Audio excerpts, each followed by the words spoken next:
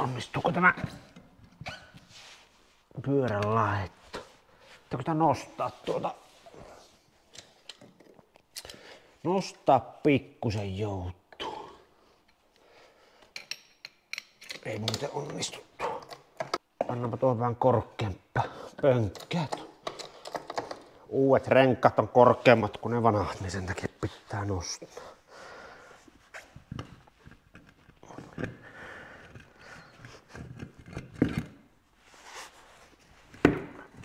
Tiedänpä se ruppee istumaan. Intialasta pyöriä. Ulkona on kelihin nyt niinku Intiassa.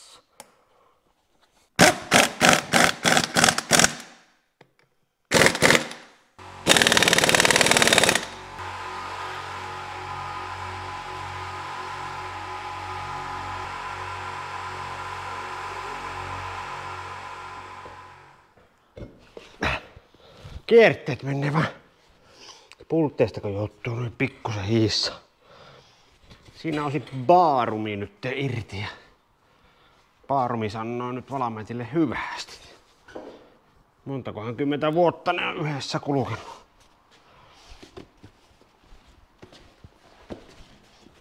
Pitää varmaan nostaa tää ylemmäs.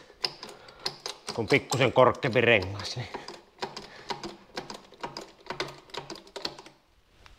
Ja täällä on tuo minun varmistus tuolla alla, ettei rösää alas.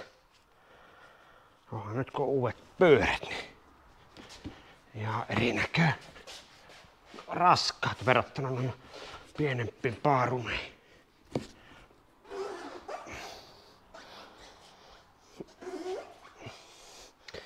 Katsotaan mahtuuko nämä tänne lokasojen sisään. Ei ne kuule taida mahtua.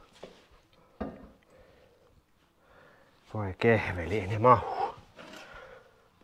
Se pitää nostaa noin rajusti ylöspäin tätä rattoa.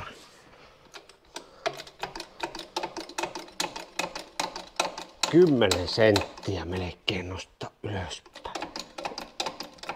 Nyt pitää pikkusen laskea. Sehän läpsähti sisään. Nyt voidaan nostaa, kun se on tuossa kiinni, niin se kaappaa tuon renkaan mukaan tuon. Mutteretä vähän kiinni.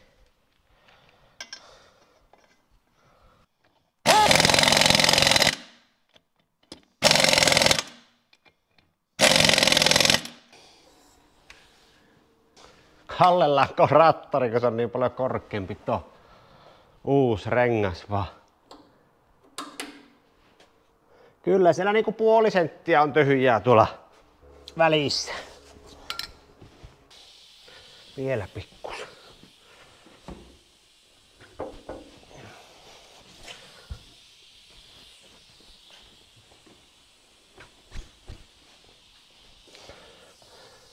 Nyt vielä nostaa sitä.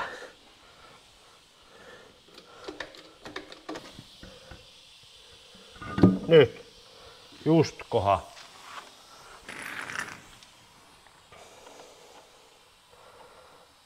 Joskus ne menee hyvin, joskus vähän huono.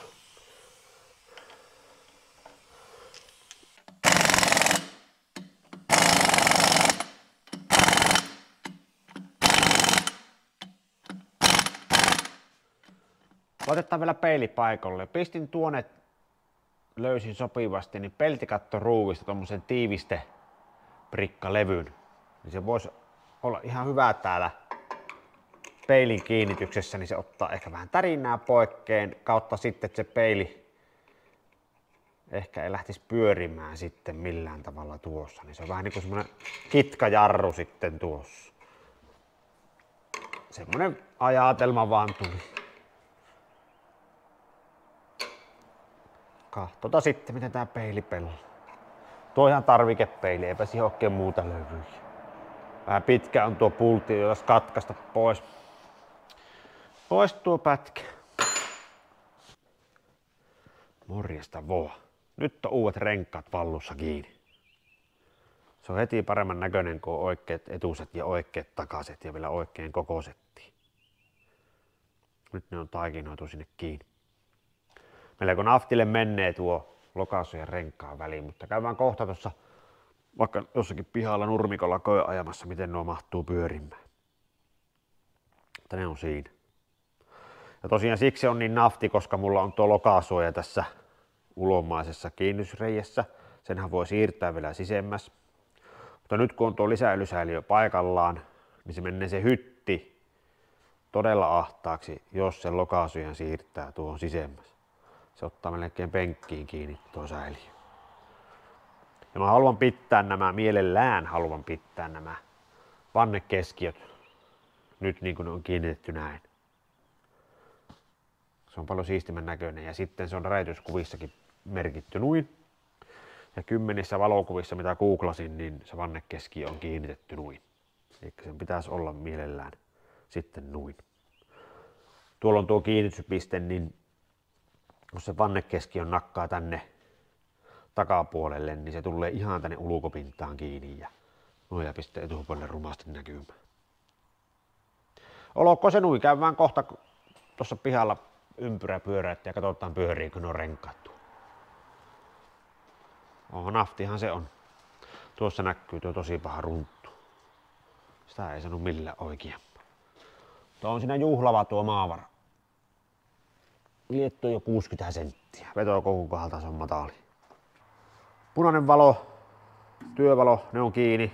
Lisäilysäiliö on kiinni. 15 millin ovenkarmin tulupat, mustat, käypi näihin reikkiin, ne on lyöty siihen kiinni. Ja sitten tämmöiseen kierrereikään, niin sorvilla tein vaan pinnapultiin, johon tuo letkun side on sitten tommosella rosterikuppimutterilla pantu kiinni.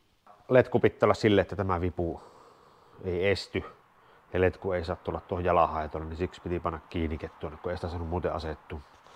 Sen verran jäykkää tuo iso öljyletku. 8 € hieno tarvikepeili. Parempaa ei löytynyt. Onpahan renkaat painittu. Niin ja nuo renkaat, niin en ruvennut itse laittaa näitä vanteille. Mä vein ne rengasliikkeeseen ja käytin siellä. 126 € makso noiden renkaiden vanteille asennus sisuskumien kanssa. Ja kyllähän tuo 14.9 tuohon 11 tuuman vanteelle, niin tuohan mahtuu tuohon niinku ja soppi niinku isiä heti. Eihän tuossa ole mitään ongelmaa. Pikkusen pyöreyttä tulee, mutta se nyt ei haittaa mitään. Mutta kyllä se siihen meni. Eikä ole ruman näköinen. No tosiaan rupesi eturengasta asentaa vanteelle, niin rupesi rengasraudalla lähtemään maali niin pahasti poikkeen, niin välittömästi lopetin ja vein rengasliikkeeseen. Seuraavana päivänä aamulla vein töiden jälkeen iltapäivällä hajin poikkeen. 126 €, niin en ruvennut itse teurastaa maalipintoja pilalla.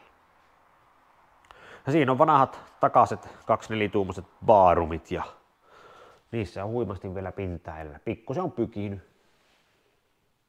baarumit, mutta hyvät vanteet, paremmassa kunnossa kuin nuo vanteet. Pitää katsoa mitä mä noille teen. Jääkö ne itselle vai myynkö sitten ehkä pois, en tiedä vielä. Ja siinä on sitten akku, kotelon peltikin outtaa masentamista. Jes, mutta nyt me lähdetään vettää ympyrää tuohon pihalle ja katsotaan tuon latauksen merkkivalla toimii, kun siellä on nyt se uusi polttimo. En ole vielä testannut.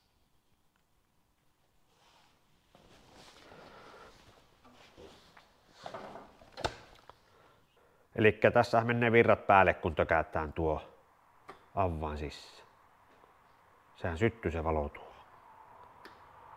Noin sammuu ja syttyy. Tuo linssi pitää ostaa uusi. Sehän toimii. Latauksen merkkivalo siis pelaa.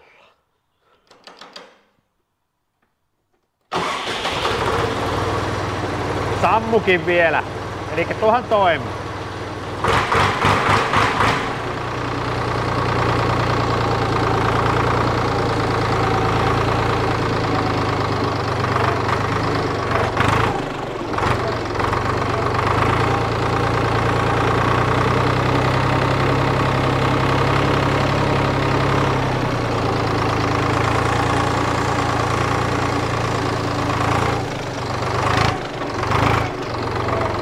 Hankala kuvata yhdelläkään.